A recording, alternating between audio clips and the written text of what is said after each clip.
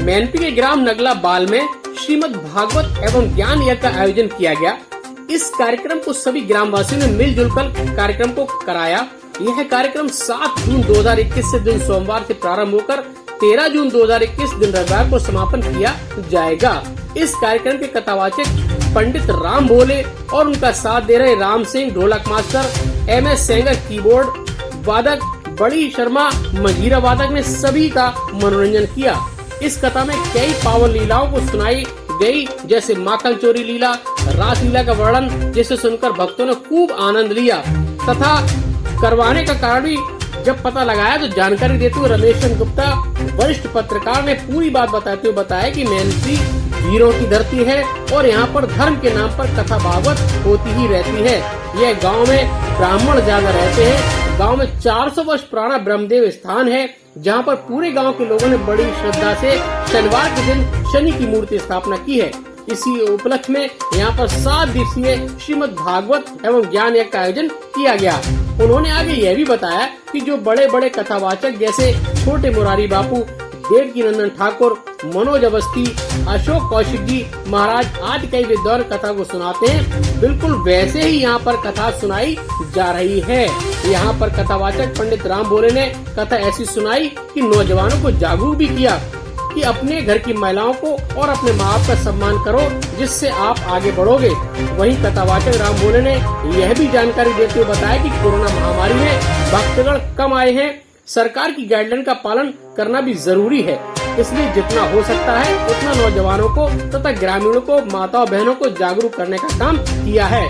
कथा में आप लोग सुनिएगा किस तरीके से माताओं बहनों को ये बताते हुए कहा कि महिलाओं को क्या करना चाहिए, जिससे उनको हमेशा समाज में सम्मान मिलता रहे।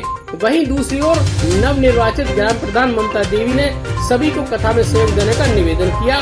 साथ में यह भी कहा कि धर्म के काम में हमेशा सबको आगे बढ़ चढ़कर हिस्सा लेना चाहिए। आइए सुनाते हैं कि कथावाचक राम भोले के मुखार बिंदु द्वारा क्या कहा गया।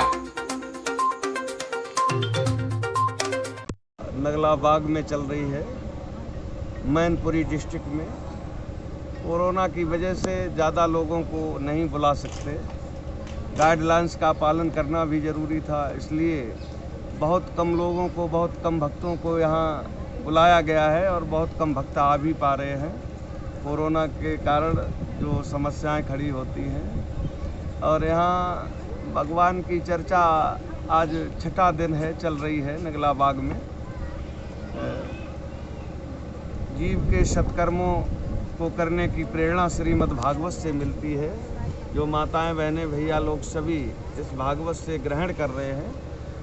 सत्कर्म क्या है, कर्म क्या है, अकर्म क्या है, इस बारे में सारी बातें माताओं बहनों को, भक्त लोगों को समझाया गया है कि हमें अपने विचारों को शुद्ध रखते हुए सत्कर्म करना चाहिए।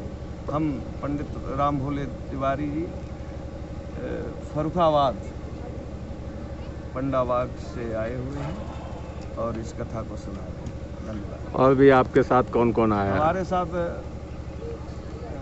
महेश चंद्र हैं, नाल बजा रहे हैं, एक मोहन सिंह जी हैं जो आर्गन बजा रहे हैं, ज़्यादा लोग नहीं हैं, एक मजीरा भूरे जी बजा रहे हैं और हमारे एक पंडित जी हैं जो हवन कराते हैं। क्या किस तरीके से प्रक्रिया प्रारंभ होती है, क्या संदेश देना चाहते हैं कि इस कथा से लोग क्या ज्ञान लें? हाँ, कथा से ऐसा है कि ये ज्ञान मिलता है कि हमें जीवन में क्या क्या करना है, कौन से धर्म के मार्ग को अपनाना है, बुराइयों को त्यागना है, समाज में कैसे रहना है, प्रेम और भाईचारा बना रहे, यही कथा का उद्देश्य होता है। भगवत स्मरण होता रहे, जिससे जीव सत्कर्मों में लगा रहे और उसकी सद्गति हो। ग्रामवासियों से निवेदन करूंगी कि गांव में नंगला बाल में कथा चल रही है तो उसका सहयोग करें और देखो जो भी मतलब अपने हाथों से जो भी व्यवस्था बने उसको देखें और देखो आज 6वां दिन है और उनका मतलब सहयोग करें जितना भी कर पाएँ, जो बनता है लोगों से वो देखें और उसकी देखभाल अच्छी करें। और मेरा तो यही कहना है और जो आपकी समझ में आए वो कर सकती है जनता। लेकिन जितना भी धर्म काम में मतलब जितना सहयोग कर दें उतना अच्छा ही होता है। क्या नाम आपका? ममता। बताइए। देखिए, ग्रामीण क्षेत्रों में जो कथाएं हो रही हैं, मैनपुरी जनपद में जो कि पीरों की भूमि है, यहाँ पर गांव-गांव में कथाएं चल रही हैं। और जब गर्मी आती है, जैसे नई फसल आती है, कथाएं शुरू हो जाती हैं। बेवर विकास खंड के नगला बाल में, जो कि ब्राह्मण बाहुल्य गांव है, ये बहुत ही धर्मपरायण लोग यहाँ रहते हैं और कथाओं पर विशेष विश्वास करते हैं। जहाँ ये कथा चल रही है, ये 400 वर्ष पुराना ब्रह्मदेव का स्थान है और यहाँ शनिदेव का भी स्थान है। आज शनिवार का दिन है। ग्रामीणों ने बहुत ही श्रद्धा के साथ भगवान शनिदेव का जीर्णोद्धार किया और उनकी नई मूर्ति की स्थापना की। और यहाँ 7 दिन से आज 5वां दिन है, कथा चल रही है। कन्नौज क्षेत्र के श्रेष्ठ कथावाचक पंडित राम भोला बहुत ही अच्छे कथावाचक हैं। एक चीज़ मैं आपसे बताना चाहता हूँ, जितने प्रोफेशनल कथावाचक हैं, चाहे छोटे मरारी बापू हों, बेवर माँ चुके हैं, चाहे देवकी नंदन ठाकुर हो, वो मदन के पास वहाँ उनकी कथा हो चुकी है। और बेवर में मनोज अवस्थी, अशोक महाराज, अशोक कौशिक जी महाराज की कथाएँ हुई हैं। लेकिन मैं बहुत ही दावे के साथ ये कहना चाहता हूँ कि जो कथा यहाँ चल रही है, जो नगला बाल के लोगों ने ये कथावाचक बुलाए हुए हैं, ये बिल्कुल उसी आधार पर चल रहे हैं जो कथा होनी चाहिए।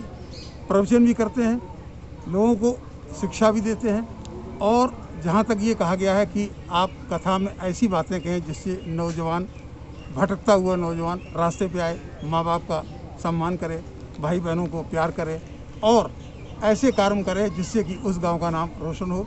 अभी कोरोना काल चल रहा है।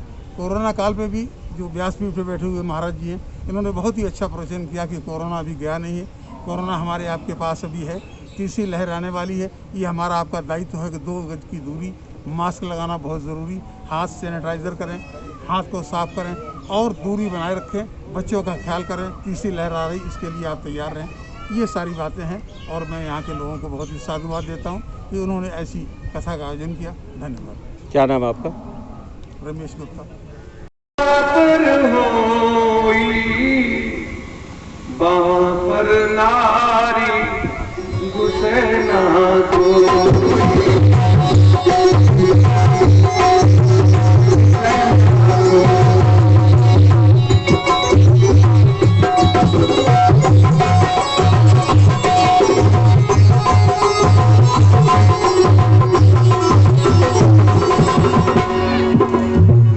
प्रमाण जल जहाँ पर हुई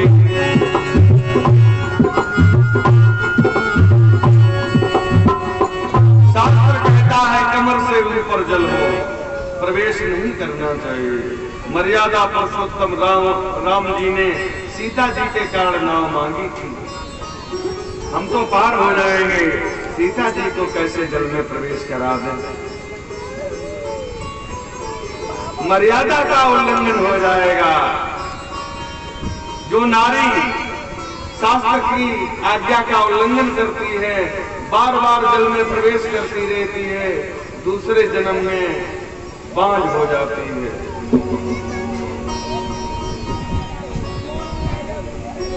पति के प्रतिकूल आचरण करने से दूसरे जन्म में यौवन अवस्था में विधवा हो जाती है।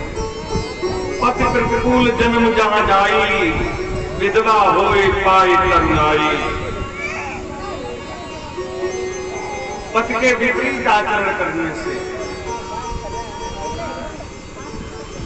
भगवान ने यमुना में नहाते हुए ब्रज कुमारिकाओं को देखा। ये तो अज्ञानता को प्राप्त हो रही है। अन्य स्थाने कृतं पापम तीर्थ स्थाने विनश्यति, तीर्थ स्थाने कृतं पापम वज्रलेपो भविष्यति। अज्ञानता रूपी वस्त्र रात्रि में चुरा लेते हैं। भगवान जीव की अज्ञानता चुराते हैं जो कष्ट देती है। भगवान जीव के वस्त्र नहीं चुराते ब्रज कुमारिकाओं के। भगवान जब भी चुराते हैं, देखने में वो वस्त्र लगते हैं। भगवान हमेशा जीव की अज्ञानता को चुराते हैं। अज्ञानता से ही दुख मिलता है। और दुखी क्यों हो रहे मानव,